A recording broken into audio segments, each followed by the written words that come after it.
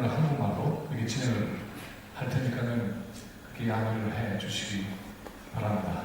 이제 통합연대 공동대표고 차후에 조만간에 이제 새롭게 구성될 통합진보정당의 역할을 해주신 그리고 우리나라의 여성 정치인으로서 그동안에 수고해오신 신상정 의원 모시겠습니다.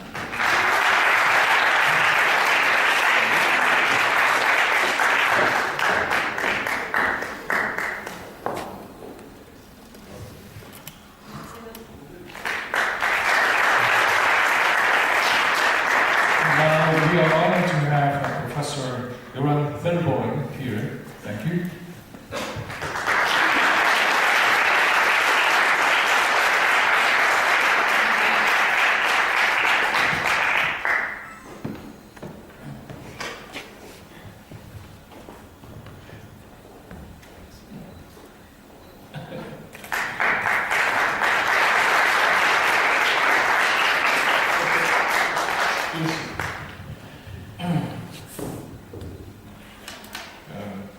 Before we start, I talked to him that I didn't realize that it is you, so you're Teranboren, because I have read his two books, The Power of Ideology and What Does a Ruling Class Do When It Rules, a long time ago when I was a student. And I didn't realize when I met him, oh, he's that Teranboren, because I always pronounce his name Goran Thurban, but it's wrong, right? How do you pronounce your name? Exactly. Göran Terbårn. Göran Terbårn, Swedish. Now he's in England, right? Yes, I have had actually. I'm the chair of sociology at the University of Cambridge, although I'm now more or less retired from that, so I go to Cambridge only 3 or 4 times a year to meet my PhD students and to give some occasional course there. As I told you, I read your book, What Does a Ruling Class Do and The Ideology of Power, and these two books are very influential. And now we have another new book just out of the printing house. The title is the English is The World. The World, a Beginner's Guide. 우리나라 말로는 다른 세계를 요구한다. 21세기의 두 번째 10년. 우리는 어디로 가고 있는가. 이런 내용의 책입니다. 이 책에는 단순히 복지 문제만 다뤄진 것은 아니고요. 지난 시기에 우리의 역사, 근대 자본주의의 과정, 이걸 통해서 직면하게 된 우리의 문제들에 대한 이야기들이 나와 있습니다. 아주 굉장히 좋은 책이라고 생각해요. 오늘 날짜로 출판이 됐어요. 그래서 아마 끝나고 나면 원하시는 분들 구입을 해서 사인을 해 주실 것 같아요. 네, 이 책입니다.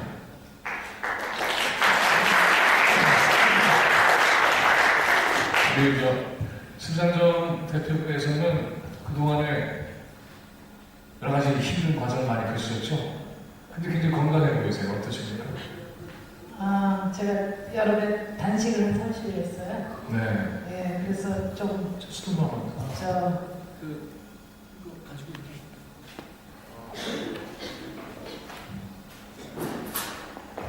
여기 번역기가 있으면 우리 대화는 또 그렇게 알아두셔야지. 좀 도와주실래요?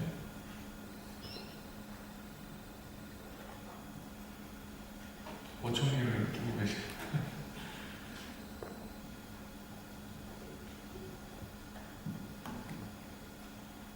됐나요? 네. 예. 예, 반갑습니다. 제가 네. 지난 여름에 김진숙 씨가 고응논송 할 때 국회 청문회를 한 30일 단식을 했어요. 그 후에 제가 조금 보기가 좋아졌다고 사람들이 다 말을 하는. 오늘 사회운동의 대선배이시고 또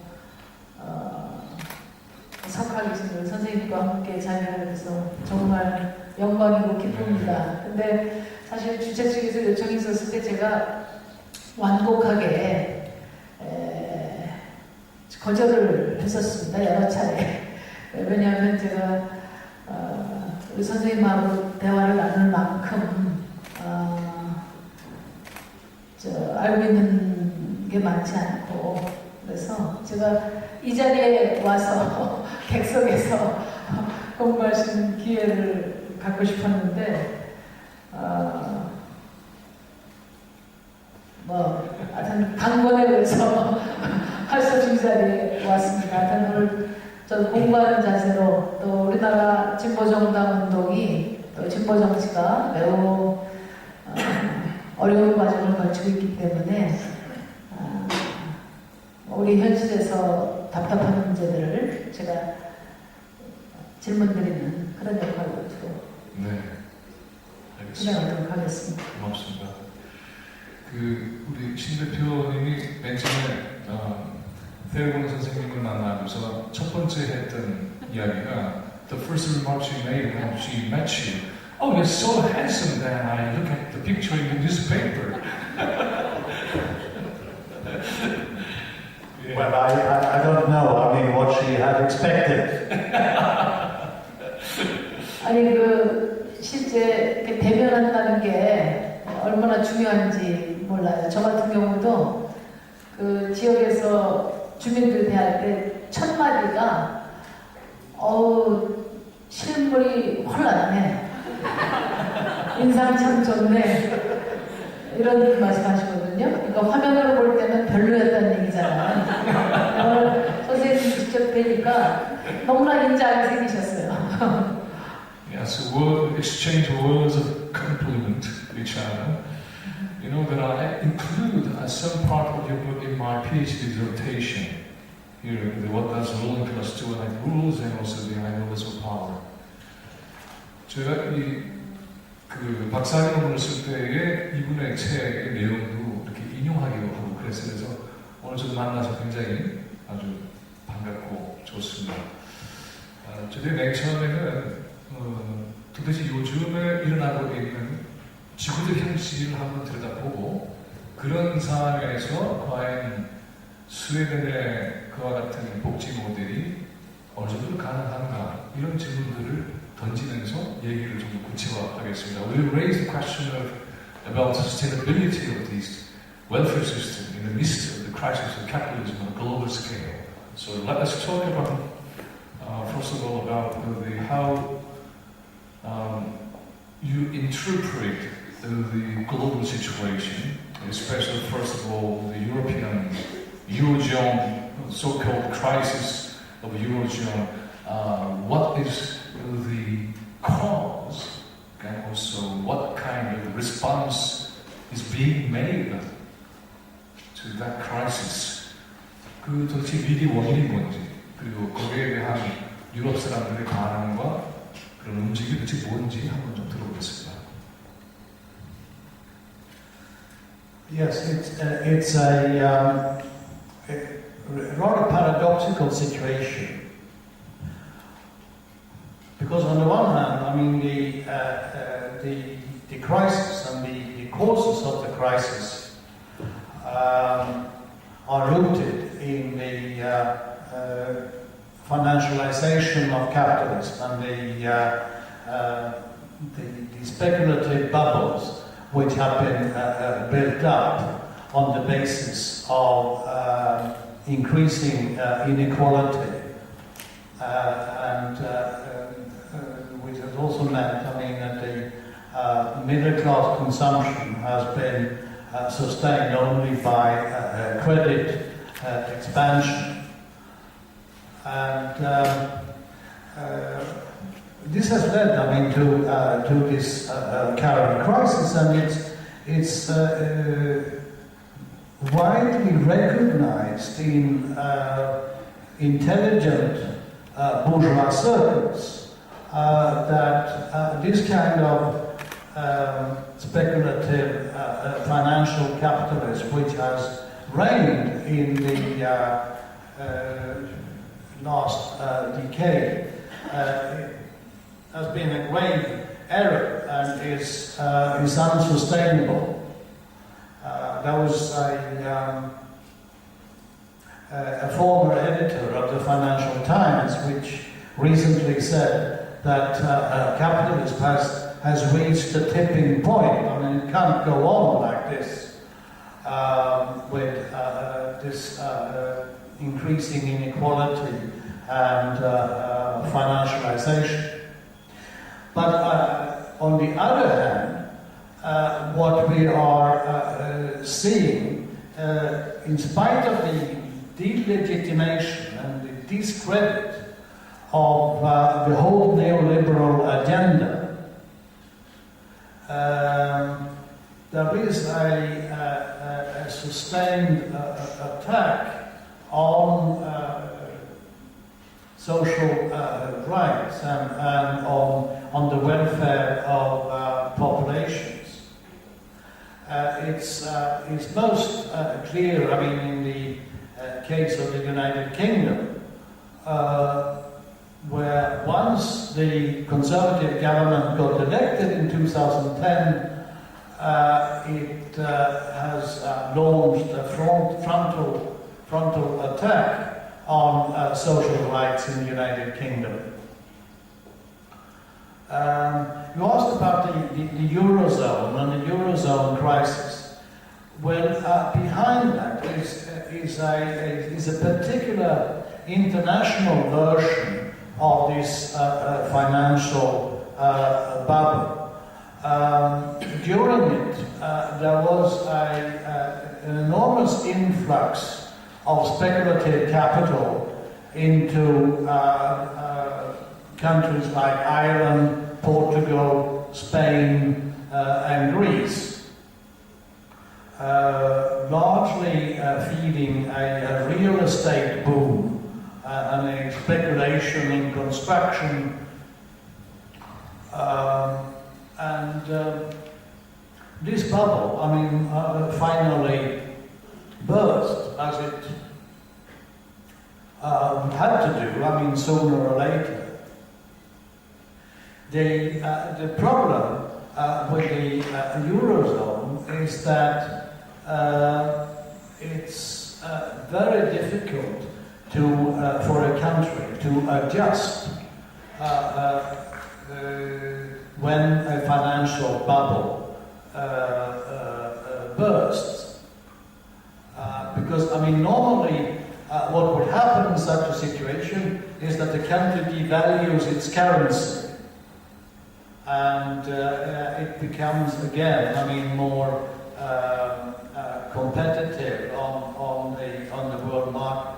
But because of the euro, these failed speculative economies in Ireland, Portugal, Greece, and Spain couldn't do that, and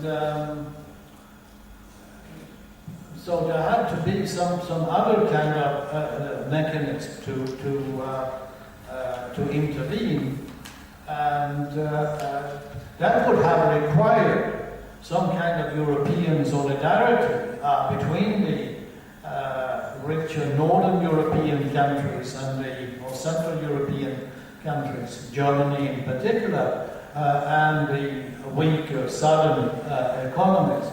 But the European politicians, and particularly, I mean, the German ones, have been very hesitant to do that. And their hesitation and the paralysis of European decision-making has continuously aggravated the economic crisis. And the people who are going to pay for this paralysis of the European politicians are ordinary people in Greece, in Spain, in Portugal, and now also in Italy. Sweden has been outside this turmoil. Sweden is not part of the Eurozone, and Sweden had its own financial crisis in the early 90s, which was very painful. but we learned a lot from that. So Sweden has weathered the financial crisis of 2008 and the current Eurozone crisis relatively well. 오케이. 그 유럽의 이와 같은 그 위기는 우리가 많이 들었던 것처럼 그 투기자본의 문제라든가 또 부동산의 거품 이런 것들이 뒤섞여서 결국에는 우리가 매번 듣고 있었던 그런 미국식 신자유주의 체제의 시장 위기를 그대로 보여주고 있는 책이죠. 이 문제는 국제적인 그러한 전체적 반응이 없고서는 해결할 수 없는 그러한 현실을 얘기를 하고 있습니다. 여기서 한 가지 이제 우리가 그렇다면 보통 우리가 생각하기에는 유럽의 자본주의 체제는 미국의 신자유주의 체제가 좀 다른 형태로 움직였던 게 아닌가라는 생각을 하기 쉬운데 왜 그랬을까 하는 걸 조금 더 질문을 좀 들어보겠습니다. Our general understanding is that the European political economic system is a lot different from, not relatively different from that of the neoliberal market system in the United States. But we see from your explanation a very similar situation is occurring in two continents, Europe and the United States. We can see no difference between two continents. Why? Well, I mean, there are political differences between Europe and the United States, and there are differences in social rights and in labor rights and so on. But both parts of the North Atlantic area of NATO land has been driven and has been governed by a recent financialization or a recent hegemony of speculative financial capital. So in that sense, I mean, it is the same kind of mechanism behind the American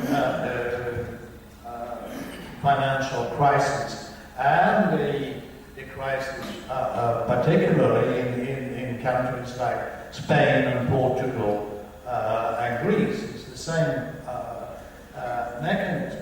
And there is then the political system of the United States and Europe is of course different, but now they have become very similar. There is a paralysis, a political paralysis in the American political system, which cannot, I mean, come up with any rational solution, I mean, to the deficit crisis in the United States. And there is a paralysis, or somewhat, not quite a paralysis, but nevertheless, a very slow, very hesitant, very uncertain, very incompetent and inefficient decision making in the Eurozone. So there is a parallel there. 저는 유럽 정치에 대해서 조금 여쭤보고 싶은데 세상이 신자유주의로 덮여있는 동안 지난 한 20년 동안 유럽 정치 했습니다. 제가 선생님께 좀 추가 질문을 드리고 싶은 것은 이런 그 세계 경제 위기 이후에 유럽의 3인당이 이런 전폭 급진적인 사회운동의 흐름을 3인당 내부로 호소할 수 있는지, 말하자면 세계 경제 위기 이후에 형성되고 있는 이런 급진적인 새로운 운동을 3인당이 대비할 수 있는지, 그럼으로써 활로를 모색할 수 있는지, 그 점이 궁금합니다.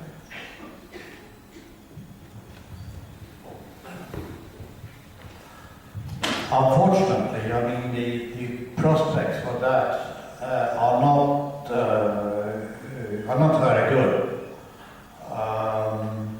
I think the chances are best in France. I mean, the French Socialist Party, I mean, a very thin party with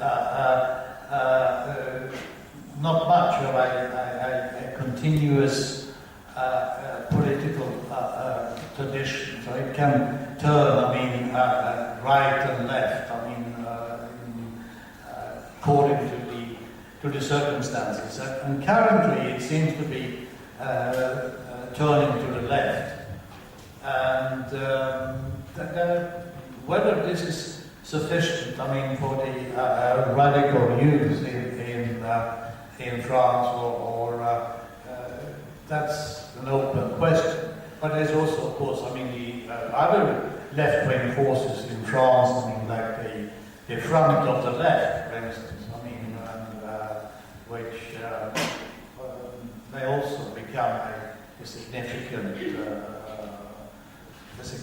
force.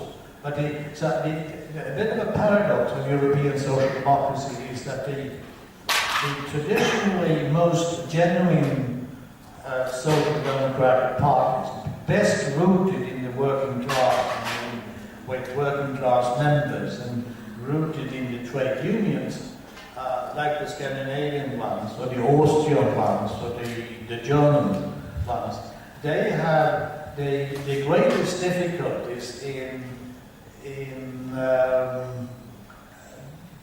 understanding and tuning in, I mean, to the new young radical youth movements, whereas it may be easier, I mean, for the middle class social democracies of Southern Europe to do that. But so far, I mean, the prospects are not very good in the short term. And we saw that in the recent Spanish election. I mean, the radical youth either stayed away from the election, or a minority of them, I guess, voted for the United Left. But that was not enough, I mean, to change the political perspective. So this kind of realignment, which I think will be necessary, that's something which will take more time, unfortunately. So you didn't see any way out of that situation? Or do you see any sort of the social or political link between the radicality of this youth and the paralyzed left-wing political party? No link or no? 이런 사회적 기반을 제대로 흡수하지 못하는 진보적인가? 이 둘 간에 정말 접점이 없는지 그런 질문이었습니다. Well, there certainly is, I mean, a relationship, and if you look into, I mean, the most impressive and most innovative of these movements, the Spanish 15M movement, I mean, you do find that many of the key initiators and key organizers are members of the United Left, or have been members of the United Left, or sort of part of that ambient, so to speak. But these parties themselves, Spanish is more open than the communist parties of Portugal or of Greece, which are sort of very rigid formations. There is still, I mean, a great distance. It's a question of generation. I think, I mean, what we see now is the emergence of a new type of left-wing movement, which is much less clear, much less doctrinaire ideologically, but it's much more expressive, very innovative in forms of mobilization, in forms of satire, as you have also in Korea. I mean, the famous online satire that is so frightening, the Korean bourgeoisie. We haven't seen that much on that in Europe, but some. So far, I mean, the classical left in Europe, I mean, is still too ghettoized for it. I mean, to link up immediately or successfully with the left or new radical movements. They certainly want to do that, but the radical youth, I mean, are skeptical about these parties. I mean, that's a bit of a dilemma. But I would add one thing. I mean, because you said you provoked me and said, I mean, you don't see any way out. Well, I would say that I don't see any radical solution, I mean, to the current crisis in Europe in the foreseeable future. But I would say, I mean, that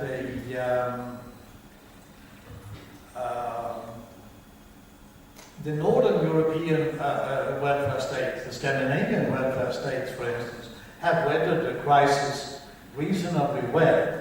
And so, I mean, there won't be a dismantling of the welfare state. And the German economy and German capitalism has also weathered the crisis very well, I would say. And unemployment in Germany has actually gone down. It's actually lower now than it was in 2007. And we are expecting a social democratic government coming into office in Germany in 1 or 2 years, and perhaps also in France. I mean, the situation is not desperate. It is not red, but it might be pink or better at dawn. Okay, let's hear about the welfare system itself in the latter part of the discussion. Chairperson Sim is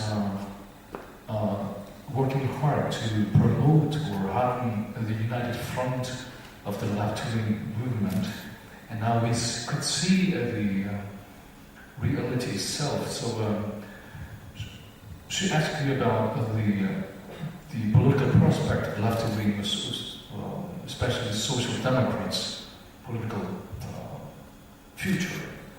And now she is trying hard to strengthen the united front of the left-wing parties movement itself. From your perspective, do you have any kind of question to her about her political effort here? Yeah, I would like to ask you, I mean, what do you see as the main problems? I think this is a very, very important effort, and it fits into very well, I mean, my analysis of the current crisis situation, that we do have to develop a political formula, kind of a political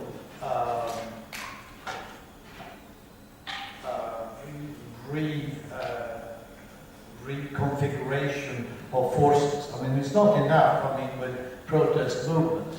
So I think, I mean, this is very promising. But let me ask you, what do you see as the main problems which you have to overcome in order to achieve this? 진보진영의 전술적 문서에서 문제가 도대체 어떤 지점에 뭐의 지점에 있는지 좀 얘기 좀 들어볼까요?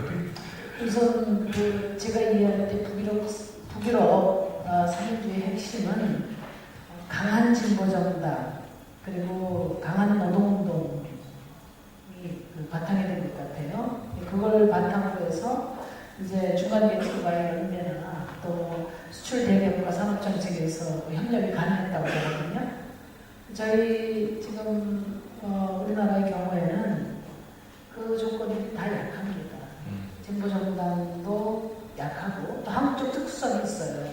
냉정과 분단 상황이라는 그런 상황에서 반세기 이상을 진보정당이 법적으로 허용되지 않은 과정이 있었죠. 그래서 진보정당도 약하고 그 다음에 노동운동의 토대도 매우 지금 취약합니다. 조직률이 지금 9% 정도 되거든요. 그래서 이런 상황에서 지금 양극화는 심화되니까 지금 모든 정치들이 이렇게 복지 이야기 하는데 과연 우리 한국적 상황에서 진보정당이 어떤 경로로 대안세력이 될 수 있는지 그게 제가 갖고 있는 가장 큰 고민입니다. 정말 지금 급진적인 새로운 운동을 더 강화하는 아래로 더 내려가서 더 기반을 쌓아서 정치의 통로를 만들어야 될 것인지 아니면 최소한도의 그 정치적인 종잣돈을 만드는데 주력해서 정치적인 방법으로 오히려 이런 그 사회적 기반을 확충해야 될 것인지 그게 제가 고대하는 그런 때문입니다. 아까 이제 테르보른 선생님이 얘기하신 것 가운데는 유럽의 젊은이들도 일어나고 있다. 그러나 그런 시위나 저항만으로는 충분치 않다. 이것이 정치화되어야만 한다. 그런데 문제는 젊은 세대가 진보정당, 좌파정당에 대해서 대단히 회의적이다. 우리 현실에서도 젊은이들이 들고 일어나긴 하지만 기존 정당 또는 진보정당까지 아울러서 이런 정치적인 회의, political skepticism 이 문제를 우리 진보정당은 어떻게 해결할 수 있을까? 또 한번 짚고 싶어요. 그런 고민 속에서 제가 선택한 것은 선택이라기보다 저는 이제 정치인이니까 정치인의 포지션에서 이 과제를 어떻게 해결해야 될 것인가 할 때 어쨌든 우리나라의 경우에는 진보 정치와 또 젊은들의 어떤 대중적인 급진적인 운동의 거리가 매우 좁다고 봅니다, 상대적으로. 그러나 문제는 그런 요구에 대한 정치 방법을 응답할 수 있어야 되는데 진보정당이 아직 그런 정치적 힘이 없기 때문에 이 상황에서는 진보정치가 최소한의 정치적 대변자로서의 책임을 질 수 있는 방법을 찾고 그 조건에서 새로운 젊은이들의 그 흐름과 만날 수 있는 그런 다양한 그 방법들을 모색하는 것이 더 효과적이지 않겠나 그런 판단을 이번에 이제 정당 통합에 임하게 된 거죠. 저희 두 분에게 똑같은 질문 하나 드리고 싶어요. I have the same question to both of you. Could we understand that the radicality of the youth as the political expression of another kind of socialism or another kind of capitalism? 젊은이들이 급진적인 상태에 가는 것이 또 다른 새로운 형태의 사회주의를 요구하는 것인지 아니면 자본주의는 기본적으로 받아들이면서 다른 형태의 자본주의를 요구하는 것인지 이 젊은이들의 레디컬리티, 급진주의를 어떻게 해석해야 할 것인지 어떻게 보세요? 젊은이들이 지금 이번에 이제 그 서울시장 선거에서 20, 30대 투표율이 매우 높았다 이렇게 이제 특별한 의미를 부여하는데 전문가들 얘기 들어보면 이명박 정부가 당선될 때 이명박 대통령이 당선될 때도 그 젊은이들의 50%가 그 편을 들어서 MB가 당선이 됐거든요. 결국은 지금 20, 30대는 양극화의 그 가장 큰 피해자로서 성장제일주의의 가장 큰 피해자로서 자신들의 그 노동의 가치 또 앞으로의 그 자기 삶의 전망 이것을 요구하는 것이다. 그것이 어떻게 그 정치권에서 어떻게 응답하느냐에 따라서 아마 더 깊은 사회에 대한 인식을 하게 되지 않겠냐 이렇게 보는데요. 지금 저는 어쨌든 자본주의에 대한 생각보다는 자본주의, 우리나라의 그 성장제일주의가 낳고 있는 시장 만능주의가 낳고 있는 그런 그 폐해에 대해서는 강력한 문제의식을 갖고 있다. 그리고 저는 이런 존재로부터 오는 그런 의식이 앞으로 한국 사회 변화에 아주 중요한 동력이 어떤 방향이든 저는 그 동력을 작용할 거라고 이렇게 봅니다. 네. 그러니까 한국 사회 개혁은 지금 20, 30대의 문제의식들을 어떻게 정치적으로 조직화하느냐에 달려있다는 게 제 생각입니다. 네.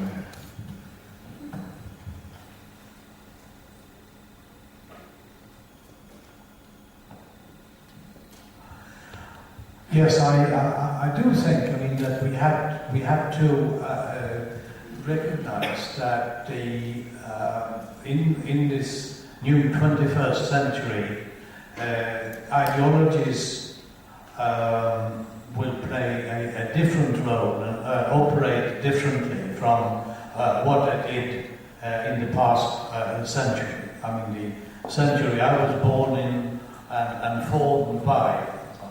When you had, particularly in Europe, I mean, you had rather clear and fixed and permanent ideological orientations.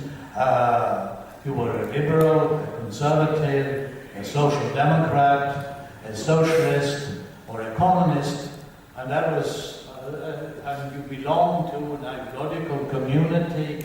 And you had a whole vision of society which you would like to create.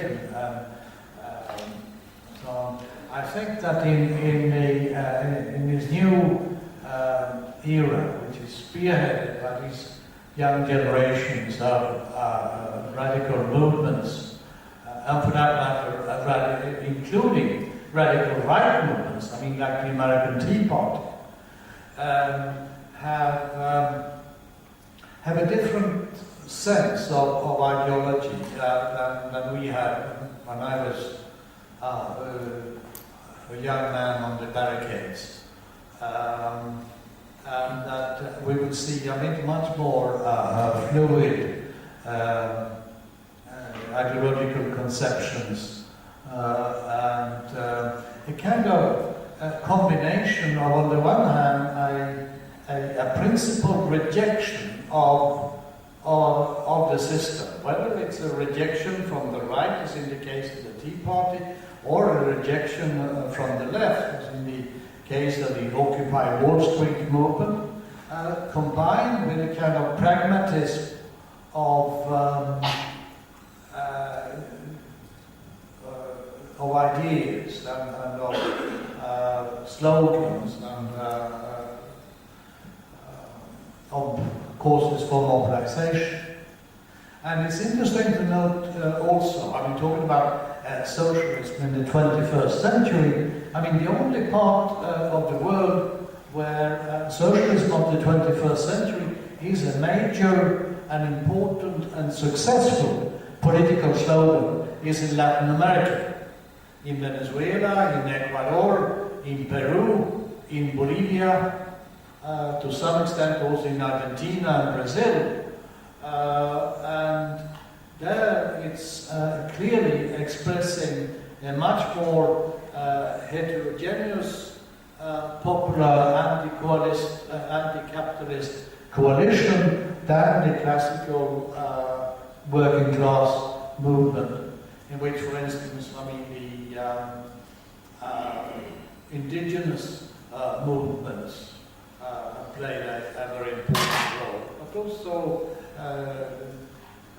environmental movements, urban neighborhoods, women's feminist movements, and in that sense, I mean, I think this Latin American practice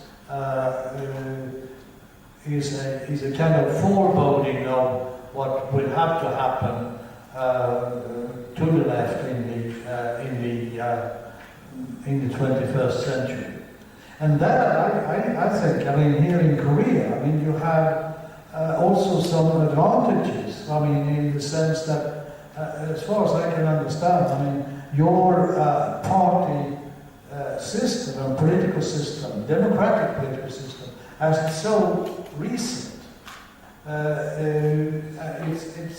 it's not ossified yet. It's more fluid, more open to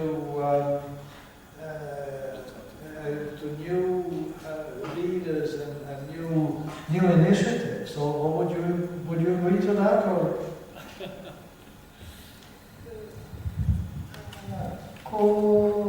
저는 굉장히 낙관적으로 봅니다. 그런데 아까 말씀하신 것처럼 어떤 비전으로, 어떤 슬로건으로 젊은이들을 또 사회적 약자들의 그 정치적 통로를 만들어낼 거냐 할 때 최근에 한국에서도 비그포러스 스웨덴의 비그포러스에 관한 책이 하나 출간이 돼서 저도 열심히 읽어보고 또 비그포러스 토론에도 참여를 해봤는데 거기에 그 잠정적 유토피아라는 개념에 대한 관심이 많이 높아지고 있습니다. 그래서 선생님께서 말씀하셨듯이 지금 필요한 거는 직접 행동, 극진적인 직접 행동을 만들어내는 것만 갖고도 안 되고 또 이미 한참 무경화돼서 또 현실에서 패배한 제3의 답습하는 것만으로도 아니라면은 그러면 구체적이고 또 현실적이면서 새로운 사회에 대한 그 전망, 행동 계획으로서 이 잠정적 유토피아 합의할 수 있는 그런 잠정적 유토피아 개념, 이게 지금 진보 정치에서 매우 필요한 개념이 아닌가 그런 생각이 들거든요. 그래서 선생님께서 그 30년대 그 비그포러스와 스웨덴 3인단에서 그 잠정적 유토피아의 내용으로서 설정한 복지국가 모델, 이것에 대한 의미를 좀 평가해 주시면 좋겠습니다.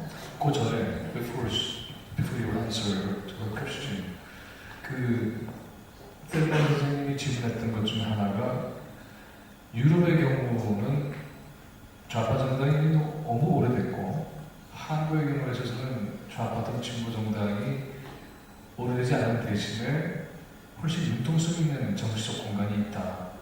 그렇기 때문에 더 희망을 가질 수 있지 않겠는가, 낙관자를 얘기하셨는데 그런 정치의 융통성, 유연성에 대해서 조금 혹시 우리 청중들 위해서 얘기해 주실 게 있으세요? 이제 제가 어쨌든 진보 정치인으로 활동하면서 그 양측면을 다 느낍니다. 그러니까 다른 나라에 비해서 우리나라에서 진보 정치가 현실의 대안 세력으로 성장하는데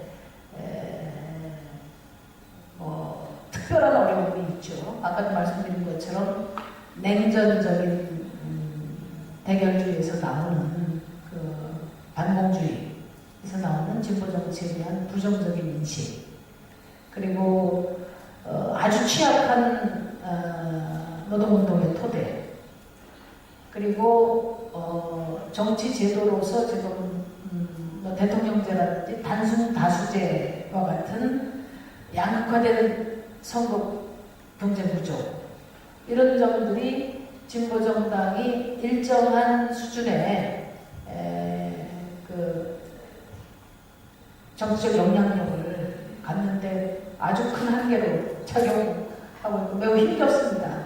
또 한편 아까 말씀하신 것처럼 한국 사회는 뭐 OECD 국가 중에 가장 양극화됐고,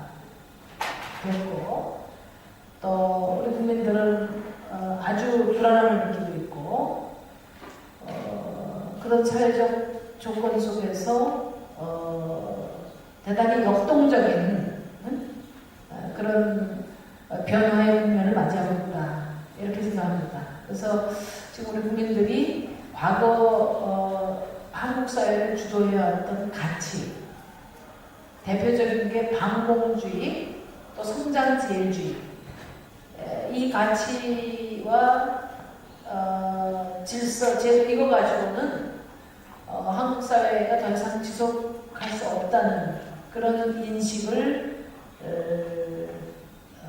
깊이 하고 있다고 저는 보고요. 그래서 우리 국민들이 지금 강력한 변화를 갈망하고 있다. 그리고 그 변화의 방향은 진보 정치가 제시하고 있는 평등, 또 평화, 생태, 연대, 이런 가치를 지향하고 있다고 봅니다. 그래서 이런 강력한 변화의 중심에 진보 정치가 효과적으로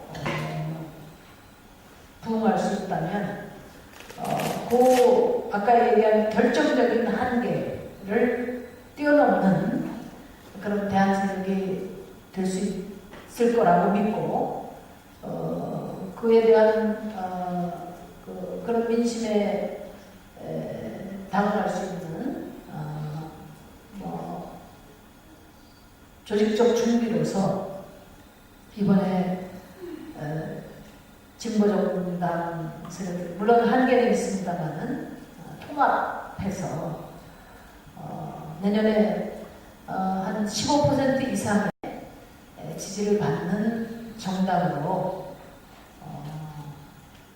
새로운 출발을 하려고 합니다. 네. 쭉 얘기를 들어보면서 또 하나 잡히는 것은 이제 우리 그 스웨덴의 복지모델 얘기 듣기 전에요. 결국 유럽이나 또는 우리나 미국이나 이 변화를 가져오는데 굉장히 중요한 역할을 하는 것은 역시 청년세대다라는 건 분명한 것 같고요.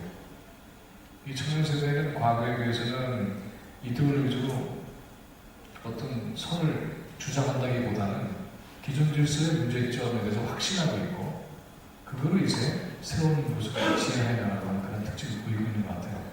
이 경우에 있어서 이제 미국 문제가 굉장히 중요하다고 보여서 그 문제를 한번 짚고 스웨덴 얘기를 좀 넘어가 보겠습니다. 여기 아까 그 질문하고 어떻게 연결이 되냐면, 뭐 진보 정당 통합만 한다고 해서 지금 20, 30대 그 지지를 받아낼 수 있겠느냐 할 때, 진보 정당에게 권력을 주면 우리 한국 사회를 어디까지 어떻게 바꿔보겠다고 하는 그런 비전을 보다 분명하게 제기할 필요가 있다고 봅니다. 그동안에 그렇죠. 사실 보수 정치가 계속 진보 정치 부재 공간을 레토릭으로 지금 잠식해 버렸기 때문에 그냥 몇 가지 그 선거용 슬로건 수준으로 안이하는 그런 대응을 한다면 진보정당이 성공하기 어렵지 않느냐가 제가 갖고 있는 고민이고요. 그래서 그러면 어떤 수준에서 진보정당의 비전을 함께 공유할 수 있겠느냐 할 때, 뭐 사회주의냐, 삼인주의냐, 또 진보적 자유주의냐 하는 추상적 수준의 하면은 뭐 그런 또 이론적 영역에서 고민을 가더라도 그렇다고 또 당장의 실용적인 어떤 정책 수준만 가지고 또 진보정당의 미래를 기약할 수 있느냐 할 때 그 양자를 연결하는 어떤 실현 가능한 어떤 비전으로서 그 잠정적 유토피아라는 개념을 우리가 도입해서 일정한 진보정당의 어떤 비전과 국정운영 전략을 좀 분명히 구체해 볼 수 있지 않겠나요? 제가 갖고 있는 고민입니다. 그래서 제가 여쭤보는 거예요. 예, 고맙습니다.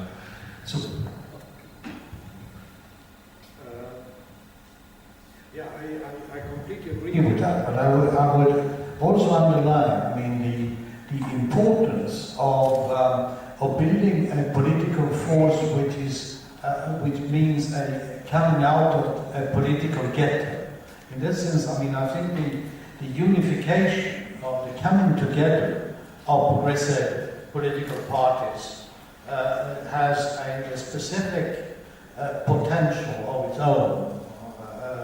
Because I mean that has been one of the problems in Europe. I mean that the classical left has been so weakened and beaten and ghettoized that it has been unable, I mean, to provide a meaningful vehicle for the protest and the radicalism of the young movement. So in that sense, I completely agree with you, but I will also underline the positive, significant potential, at least, of the unification process itself. Okay. So before you show us the picture about the Swedish model welfare system, I want to hear from you about the possible path the United States would choose. I think the United States, how the United States would behave is very critically important globally, and especially to us in South Korea. How do you define the characteristic of the Occupy Wall Street movement in New York, and also what would see the possible response of the Obama administration to that radicality of the youth movement or the Occupy Wall Street movement?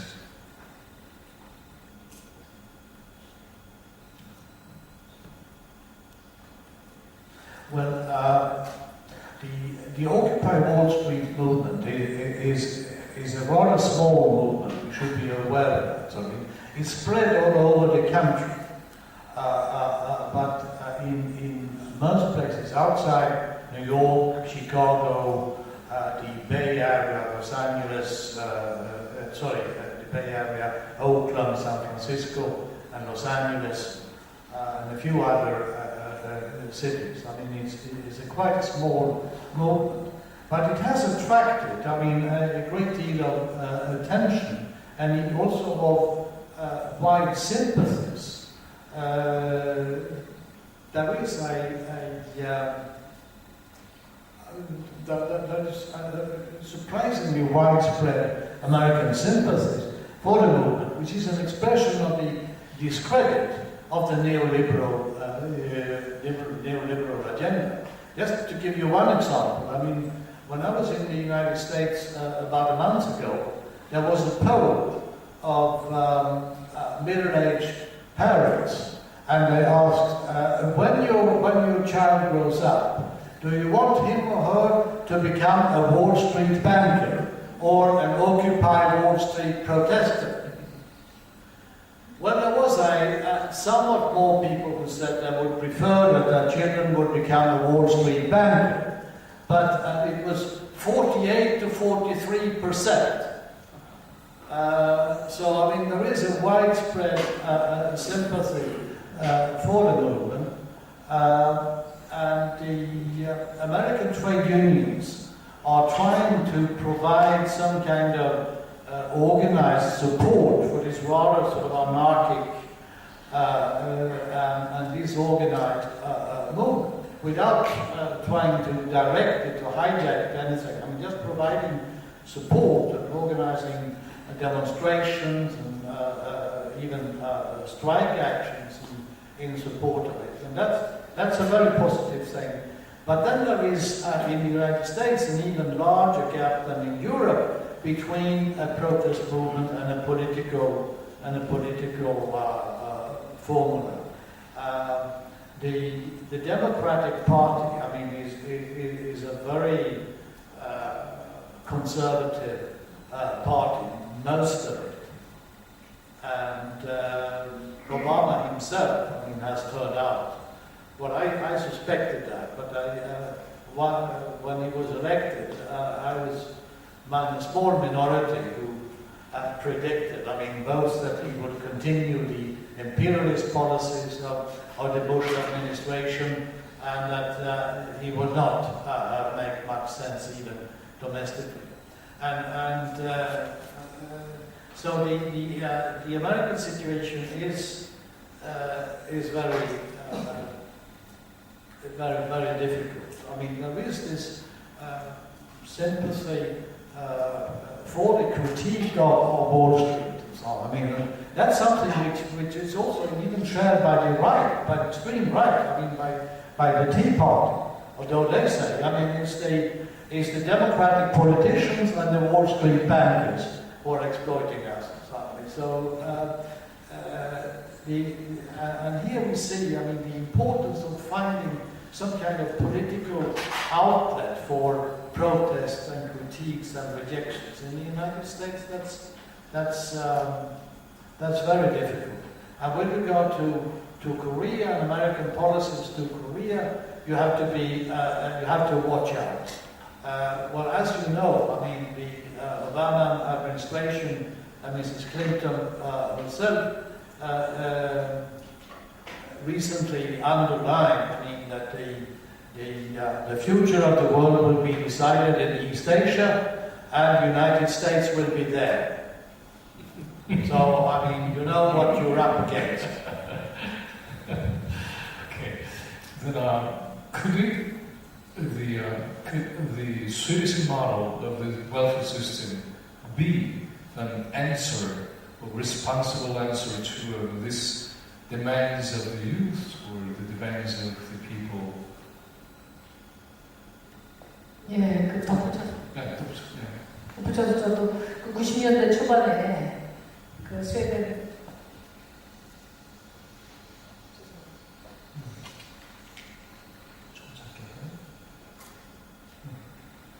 예, 그 스웨덴이 90년대 초반에 위기를 아주 잘 슬기롭게 극복했다고 말씀하셨어요. 이제 결과적으로 성장과 복지 또 평등과 이 두 마리토끼를 다 잡았다 그런 평가를 하고 있지만 또 제가 2009년도에 스웨덴에 가보니까 고령화라든지 또 이주 노동자들의 증가 같이 좀 장기적인 위험 요인으로 많이 실존하는 것 같고요. 또 신자유주의 파워에서도 안전하지는 않은 것 같습니다. 선생님께서 보시기에 지금 스웨덴 그 복지 모델이 향후 경제 위기 속에서도 안정적인 그런 발전을 계속 할 것으로 보시는지 그 점에 대해서 좀 말씀해 주십시오.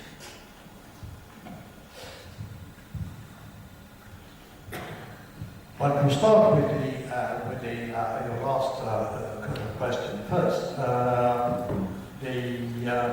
The Swedish economy is quite strong. I mean, it's in relative terms, arguably, I mean, the strongest, together with Germany, I mean, the strongest economy in Europe.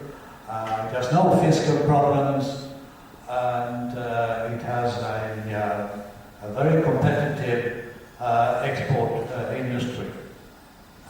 Although it's dependent on the world market, and now that the world markets are declining, I mean, and now that Chinese and Indian exports are declining, Swedish exports are also declining. So it's in that sense, I mean, it's not. It's a situation in which the growth last spring. I mean, the growth predictions for the Swedish economy for next year, 2012, was a prediction of 5% growth, which would have been really excellent by European standards. Now, with the crisis of the Eurozone, the stagnation of the German economy, that prediction has been radically revised. Well, yes, I mean, Sweden is not without its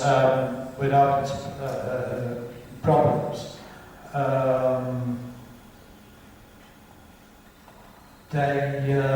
They started, I mean, with the penetration of liberal ideology into social democracy in the 1980s, and the opening up of the capital market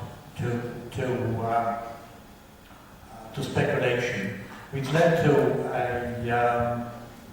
a crisis, local Swedish and Scandinavian financial crisis in the early 1990s, which was as severe as the 2008 crisis in the US and UK.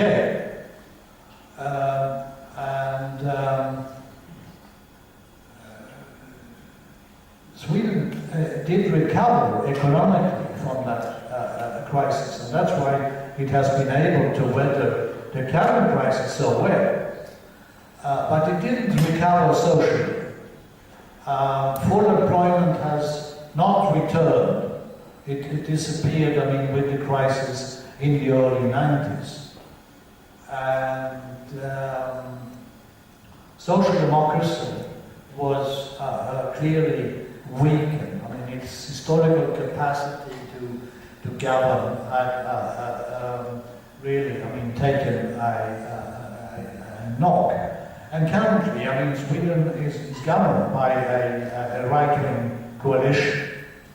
But it's interesting, I mean, this right-wing coalition is a right-wing version of direct application of Blairism in the United Kingdom, of the third wave in the United Kingdom, in the sense that the Swedish Conservatives learned from Tony Blair. Tony Blair adapted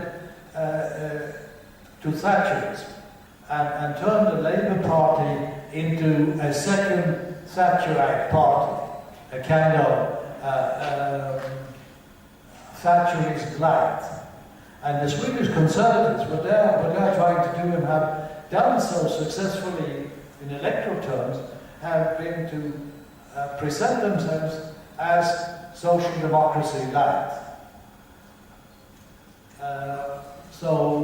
Whereas conservatives in other parts of the world, and particularly in the UK and US, are attacking trade unions, the Swedish right-wing government is actually defending Swedish trade union rights against the European Union and the European Court of Justice, for instance.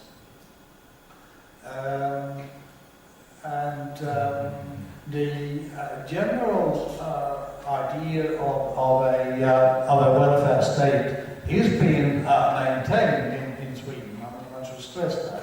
What has happened and what is happening is an increasing privatization of social services, tax finance. So I mean, it's now possible, I mean, for private enterprises to make a great deal of profit out of providing tax-financed social services. They are not allowed, I mean, to take money directly, I mean, from parents or from the elderly or from the sick. Is it's done via the state, which in one sense provides the population with access, but on the other hand, I mean, also provides some kind of monopoly profits into these private enterprises. And Swedish social democracy has had great difficulties in adapting politically to this, and the party itself is in deep crisis currently. It's a leadership crisis and an ideological crisis. So I'm very glad to be Swedish, because Sweden is a relatively decent country in an indecent world. But I'm not a Swedish nationalist, a Swedish patriot. I mean, so there are lots of current problems in Sweden. But may I turn this into a bit of an argument about Korea, the relevance of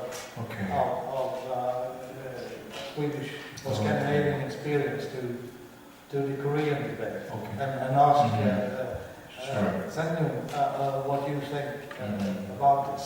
Before we analyze the Korean case, I have two questions about your. The first one is that there is increasing privatization of social services, you said. Is there any sort of opposition movement to that privatization by the private enterprise? The first question. The second question is, what would be the strong points in the midst of this kind of capitalist crisis? Strong points of Sweden's model in the midst of the capitalist crisis. 스웨덴도 계속해서 사회화 정책을 진행된다고 하니까 가만히 있을 건가, 스웨덴 사람들이. 그리고 세계적인 지구적 경제 위기 속에서 이 모델이 가지고 있는 그런 강한 지점들이 뭘까? 이걸 얘기를 해야 그 다음에 우리 한국 얘기 이제 물어보셨는데 그 얘기를 좀 넘어갈 수 있을 것 같습니다. Well, the wave of privatizations has been motivated by an ideology of choice, that sort of common civic services, I mean, for all citizens, is no longer enough for a prosperous middle class. And this has had some resonance, I mean, particularly among the metropolitan salaried middle classes. I mean, the more advantaged parts of the population who want to select services, select schools and health insurance policies and daycare centers and healthcare for themselves. That has meant, I mean, that social democracy has had to retreat from its originally quite fundamental opposition to this.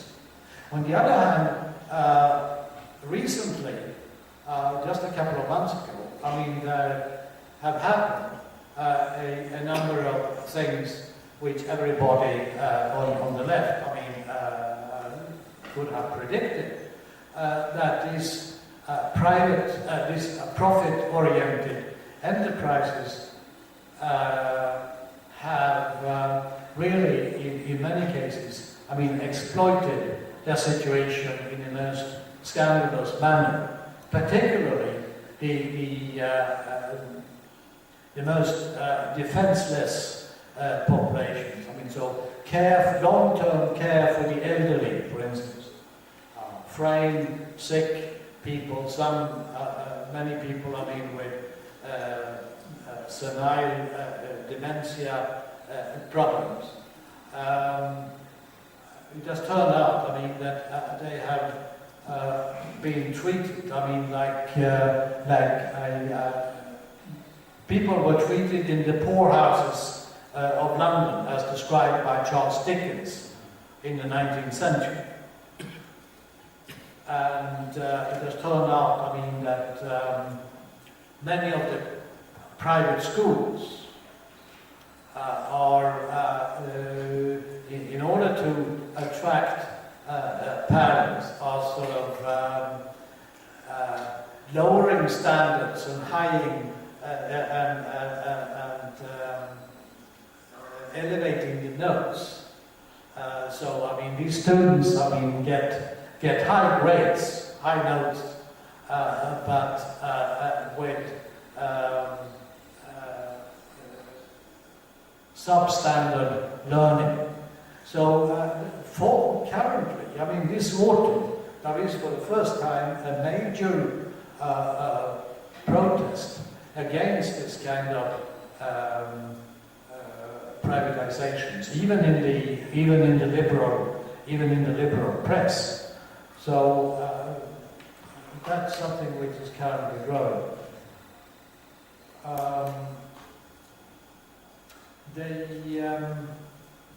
About the strong points of Sweden in the current crisis.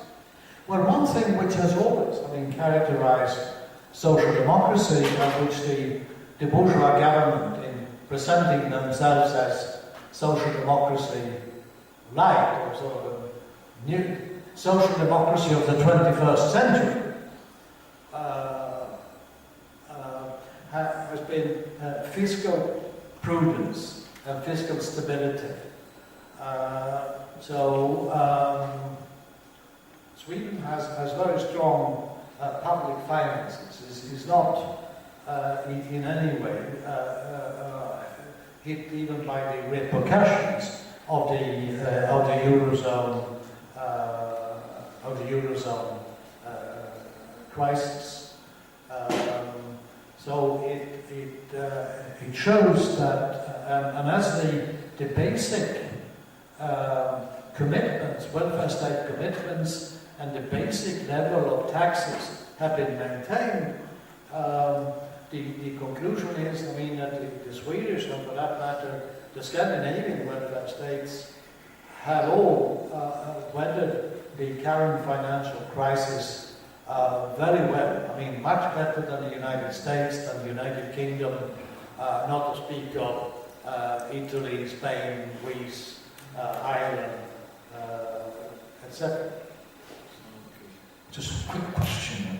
Then, do the Swiss people do not feel the burden to provide that kind of public finance system? It is the matter of the taxation, right? That is dependent on taxation. So, would not the Swiss people bother to respond to that kind of burden to support the public finance system itself? Well, I mean, throughout modern Swedish political history, in almost every election, I mean, there has been debates about the taxation level, and the right-wing parties have often, I mean, or usually proposed tax reductions. And the current government has actually, I mean, reduced taxes somewhat. But they have been able to do that because of the strong economic growth in Sweden up until now. So this has not, this tax reduction has been taken out of a bit of the growth. It has not meant a cut in public expenditure. And yes, of course, I mean, the large part of the Swedish population does grumble, I mean, about taxes. I mean, they would be naive to expect otherwise. But on the other hand, I mean, there is also a very strong, widespread awareness of the fact that if we want to give our old people, and all of us, I mean, hopefully will become very old one day, if we want to give our old people a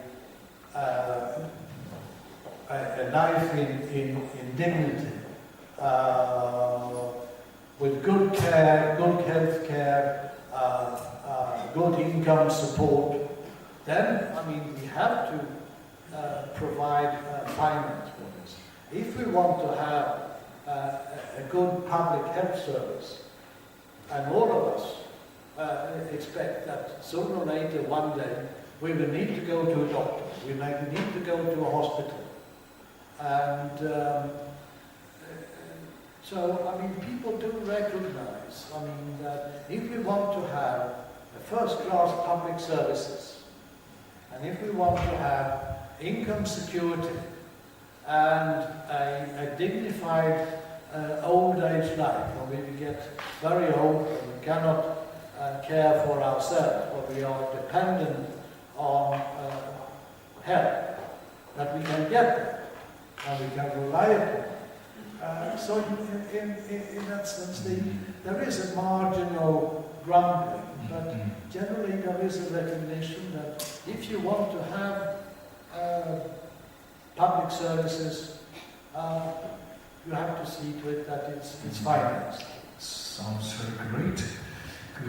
이런 모델, 우파 정부조차도 보조 탄압에 대해서 보호해주고, 또 국민들이 이런 복지 정책의 가치를 굉장히 우선순위에 두기 때문에 세금 부담에 대해서 일부 약간 불만을 표하지만 그걸 지켜내고, 이런 가운데서의 스웨덴의 복지 모델, 한국의 적용성, 이게 정말 의미가 있을까라고 질문을 했어요.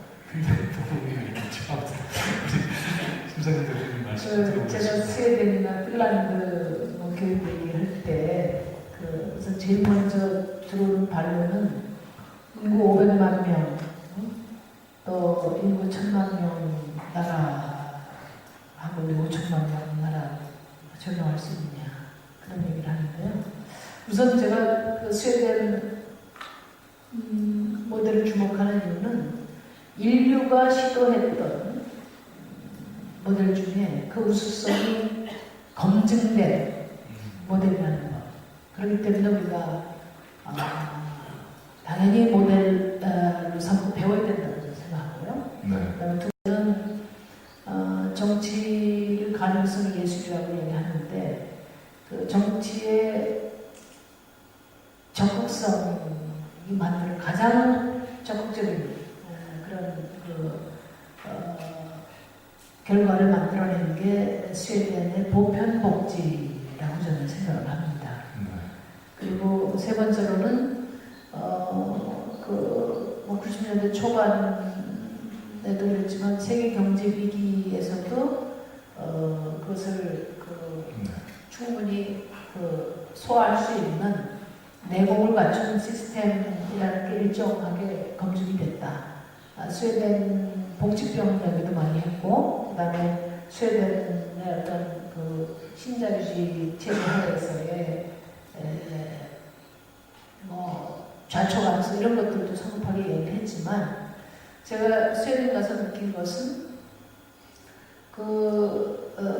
보편복지 또 광범한 사회 서비스 시스템이 말하자면 지금 이야기하는 우파조차도 복지 국가를 벗어날 수 없는 그런 정치 체제를, 오히려 이 사회 시스템 자체가, 복지국가 시스템 자체가 그런 정치 체제를 이렇게 유지해가는 가장 큰 힘이다. 그리고 역시 경제 모델도 마찬가지예요.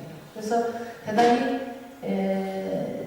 일정하게 시스템적으로 내구력을 갖고 있는 체제 아니냐, 그런 생각을 했습니다. 다만 우리나라에 적용 가능하냐 안 가능하냐 하는 문제는 정치가 이룰 수 있는 목표와 방향, 그것도 현실적으로 현실화된 가장 우수한 모델이라는 점에서 우리가 배우려고 해야 되고, 결정적으로 저희가 이 스웨덴 모델을 적용하는 데 어려움은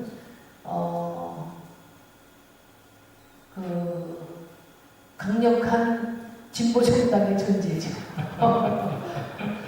스웨덴 복지국가는 단 7, 8년인가요? 그 정도 빼고는 30년대부터 계속 3인당이 국민들이 위임한 권력을 계속 복지국가의 방향으로 그 권력 자원을 투여했기 때문에 이렇게 낸 성과라는 점에서 우리나라에서 좋은 모델만 갖고 오면 되느냐 하는 문제는 아니고 가장 결정적인 어려움, 스웨덴 모델을 우리가 접근한 인구도 아니고 뭐 다른 건 좀 아니고 그것을 추동할 수 있는 정책 힘, 그 주체로서 진보정당의 허약성이 가장 큰 한계가 아닌가. 그리고 결국은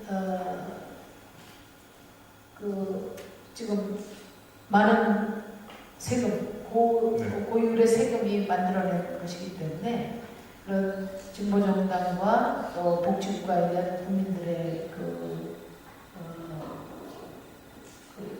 열망이랄까요? 네. 그걸 지탱해낼 수 있는, 변화시켜낼 수 있는 그런 의식을 만들어내는 게 가장 큰 과제가 아닐까 그런 생각입니다. 이 두 가지 정도 또 좀 연장해서 말씀을 듣고 싶은데 세금 문제를 얘기하자면 진보정당이 복지국가에 드는 재정과 관련해서 아까 그 공공자금, 공공기금을 만들어내는 국민들의 우선순위의 가치 얘기 들었습니다만은 그 진보 세력이 세금 문제를 설명할 때 저는 좀 오류가 있다는 생각이 들거든요. 그건 뭐냐면 세금 부담이 늘어난다는 건 얘기를 하고 그래서 지출이 적어지는 것이다 하는 얘기를 안 하는 것 같거든요. 근데 얼핏 사람들은 현재 지출도 계속 늘어나고 세금도 늘어나니까 총 지출은 점점 늘어난다고 생각을 하는데 사실은 공공분야에서 맡아주는 지출 부담이 있으니까 개인이 냈던 지출은 줄어드는 거잖아요. 그래서 그런 부분에 대한 해명을 하는 것이 중요하다는 생각이 들고 또 하나는 이제 아까 그 테르보른 선생님이 얘기하셨던 것처럼 이런 경제적인 지구적 상황의 위기 앞에서도 복지국가는 그 위기를 이겨냈다는 데는 좀 굉장히 중요한 것 같아요. 우리나라에서는 어떻게 얘기했냐면 위기가 있어서 성장이 안 되는데 무슨 복지국가야. 근데 지금 얘기는 복지국가이기 때문에 위기를 이겨낼 수 있다. 이거는 굉장히 중요한 측면이라고 보거든요. 이러한 이 인식을 만들어내는 일과 그런 정책을 만들어내는 일이 두 가지로 굉장히 중요하다고 보여지거든요. 그래서 복지국가론에서 우리 형편에서는 어떤 걸 주력하면 국민들이 복지는 좋은데 그거 좀 쉽지 않은 거 아니야? 라고 하는 생각을 깨뜨릴 수 있을까? 이게 계속 고민하시겠습니다만은 진보정당의 정치적 중심으로서 일 못지않게 국민들을 설득하는 그런 여론의 컨센서스를 만드는 일도 매우 중요하다고 보여져요. 이때 필요한 논리는 뭘까? 듣고 싶습니다. 저는 이제 그 제가 17대 때 그 재정경제를 하면서 조세 문제를 많이 다뤄봤는데요. 우선 우리나라는 그 보수 양당 체제가 반세기 이상 지속되면서 선거 때마다 강세를 흔들어서 표를 얻어왔어요. 그래서 여러분들 잘 모르시겠지만 어떤 세금을 내야 된다라는 조세 법전보다 어떤 경우에는 예외로 한다는 조세 특례 제한법이 훨씬 더 두껍습니다. 그러니까 한마디로 말하면 조세 제도가 거의 누더기가 되다시피 했어요. 그러니까 그 법인세 같은 경우에 우리 삼성 같은 규모의 그 법인이 뭐 22% 낸다 이렇게 이야기하지만 차 떼고 푹 떼고 다 떼면은 실제 삼성이 내는 건 13%밖에 안 되거든요. 그러니까 이런 아주 엄청난 조세제도의 혼란이 있어요. 근데 그렇게 되다 보니까 우리나라 국민들이 어떻게 생각하냐면요. 우리나라 국민들에게는 세금은 약탈이에요. 스웨덴 국민들에게 세금은 나눔입니다. 나눔. 그래서 근데 우리 국민들이 그러면은 스웨덴 국민들보다 뭐 국민성이 잘못돼서 그러냐? 저는 그게 아니라고 보고요. 그럴 만한 이유가 있는 게 우선 돈 있고 많이 버는 사람들이 조세 호탕한다는 게 그 형평성의 문제에 대해서 아주 불신감. 그 근거가 있는 것이지, 실제로. 두 번째로는, 세금을 10만 원이고 20만 원이고 올리면은 그만큼 나한테 뭔가 더 돌아오는 게 있어야 되는데, 그러면 계속 나가는 것만